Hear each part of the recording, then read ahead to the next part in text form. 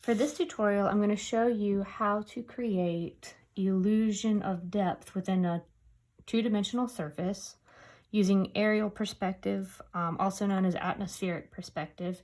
And the tools we're going to be using today are graphite pencils. So right now I have an HB, a 2B, a 4B, and a 6B. For blending, I prefer a blending stump, but since many of you don't have a blending stump, I've got some Q-tips here, and I also have a tissue. So the image that I'm using I got off Pixabay, so it's copyright free to use for this, and I'm just using this, we're using this as a learning tool for how to create this technique. So I feel pretty comfortable using that for this. I'm going to start off with a 2B pencil just because I think it will show up on the video better. But if you have a heavy hand, you may want to start with an HB pencil. So the first thing that I did was I drew out an elongated rectangle. This is going to be not take up a whole sketchbook page or a whole paper. We're just going to do like a small little drawing to learn how to use the technique. So first I'm sort of going to put in where the trunk of the tree is. So where it starts, and then where that line goes and where it ends. And I'm not worried about everything looking exactly like the picture. The main purpose is just to use the technique to achieve that illusion of depth. So now that I've got kind of mapped out where I want the tree to go, I'm going to put in the horizon line, and I'm going to put that in right about here. And then I'm going to get the line for where the mountain is.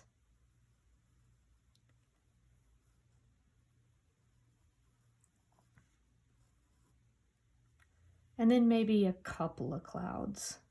That's probably not necessary, but the more guidelines that I have for myself, the less thinking that I have to do later when I'm shading. I can pay attention to value instead of where the actual objects are. Okay, so now I think that I'm going to start by getting a nice light gray in the background where the sky is. And to do that, I'm going to start with the side of my pencil. I'm going to use the 2B. I want a flat edge of my pencil so that I don't have a lot of marks showing up in the sky. So I've got this paper over here that I'm going to use, the scratch paper. I'm just going to color kind of hard on that and get that flat edge on my pencil. And now I can just go ahead and get a light value all in the background for the sky. I'm not going to worry about where the clouds are right now. I'm just going to get that nice smooth background.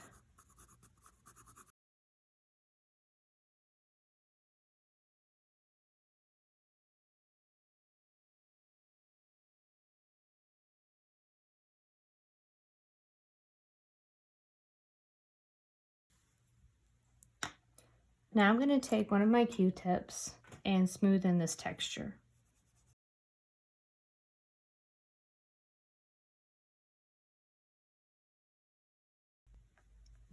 I can use the eraser of a pencil to go in and bring out some of those highlights where the clouds are a little bit lighter.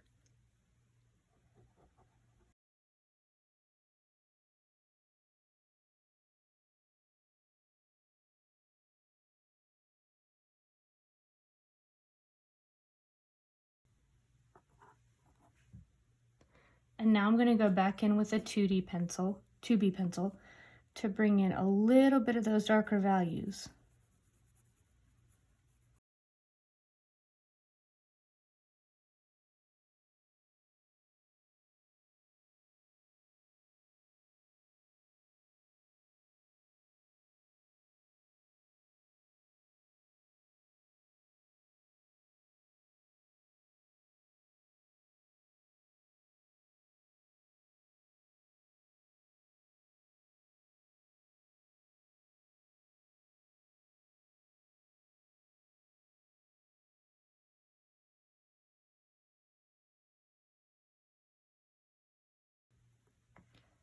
My goal for this drawing is not to draw everything exactly like the photograph, but just to give the illusion of the sky in the background to achieve that look of atmospheric or aerial perspective. Now I'm ready to start the layer of the mountains. So I'm going to go back to my 2B pencil, and this time I'm going to give a little bit more pressure, and if I need to move on to the 4B pencil, I will.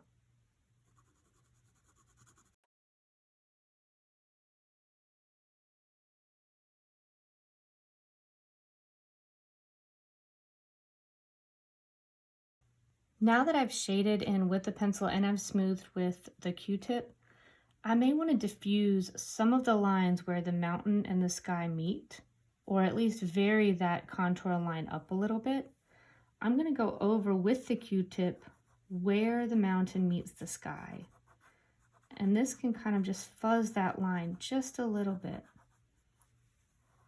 And then if I want to bring some of it back out in just certain places, I can go back in very carefully with my pencil.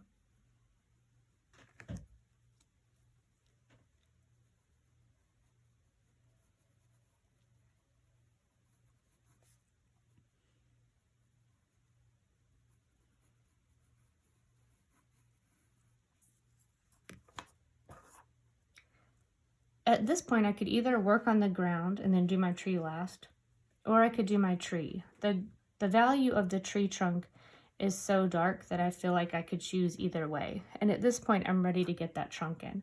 So I'm going to use a 6B pencil, and first I'm just going to focus on the main line, the main vertical line for the trunk of the tree.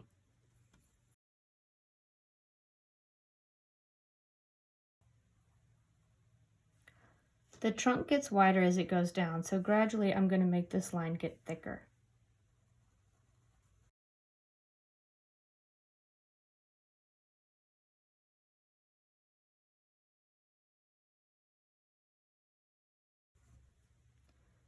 Now that I have the main trunk where I want it, I'm going to start putting in some of those branches. A few of these I may just design sort of and take artistic license with, and others I'm going to be looking at the image to get ideas for where I could put some of the main branches.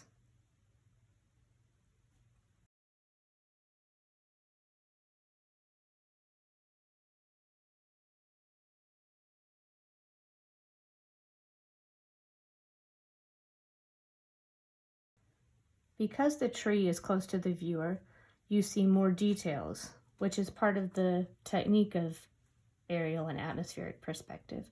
So I'm going to use some hatching lines to make the texture of the pine needles that are on the tree, since it's so close to the viewer.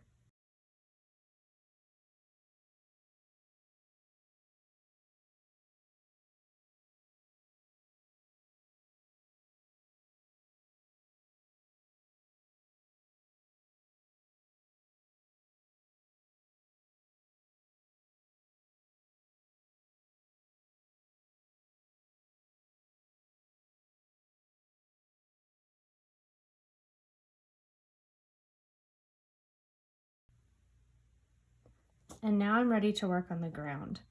So by showing more texture and more detail closer to the viewer than further back, that's how I'm going to show the technique of aerial perspective. So as things go back towards the mountain, they're going to get a little bit more out of focus and a little bit lighter and less detailed. And as things get closer to the viewer, they're going to be more detailed and more in focus. I'll still probably take some artistic license in simplifying some of the shapes, since I don't want as much detail as is in the photograph, but I am going to use it to kind of inspire me, to give me ideas on what marks to use and what values to use.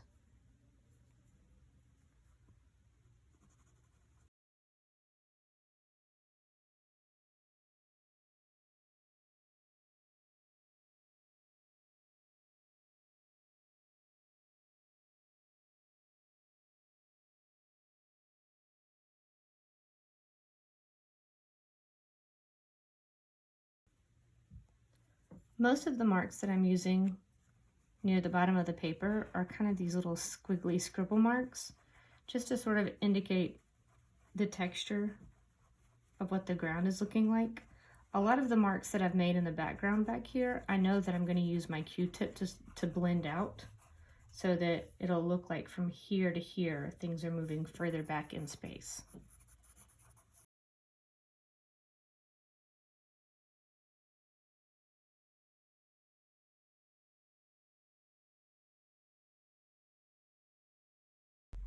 So this is when I'll go in with that Q-tip and blend in some of the areas that are further back, closer to the mountains.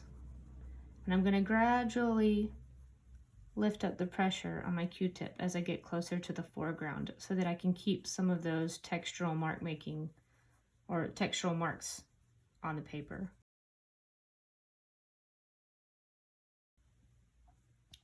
Now I'm going to go in and erase just a few of the highlights to break up some of this value. Even if there's not many in the picture, that's something that I'm going to choose to do for the sake of the drawing.